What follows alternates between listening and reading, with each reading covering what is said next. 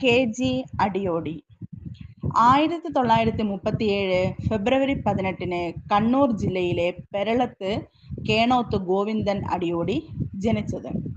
ശാസ്ത്ര നേട്ടങ്ങൾ ലളിത ഭാഷയിൽ മലയാളത്തിൽ ആവിഷ്കരിച്ച ശാസ്ത്ര സാഹിത്യകാരനായാണ് ജന്തുശാസ്ത്രജ്ഞനായ അടിയോടി കേരളത്തിൽ ജനപ്രിയനായത്.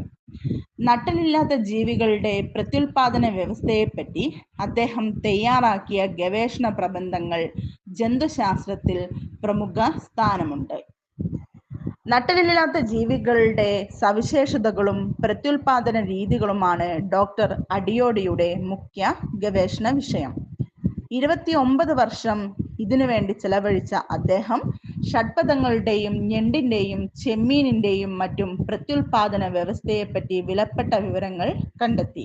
ഇംഗ്ലീഷിലും മലയാളത്തിലുമായി 15ഓളം പുസ്തകങ്ങൾ എഴുതിയിട്ടുള്ള അടിയോടിയുടെ മറ്റു ഗ്രന്ഥങ്ങൾ ജീവന്റെ ഉദ്ഭവം, കേരളത്തിലെ വിഷപ്പാമ്പുകൾ, അമേരിക്കൻ കോക്രോച്ച് എന്നിവ പ്രശസ്തമാണ്.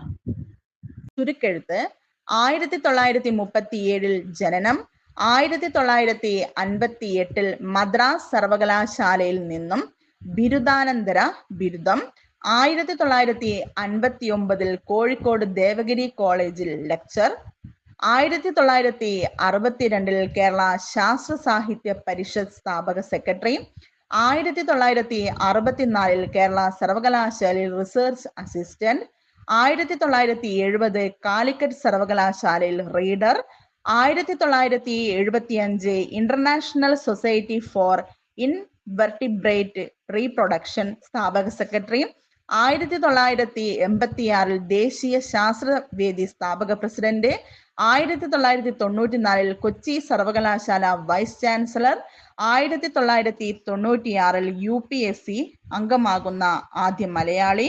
2001 മെയ് 28 മരണം.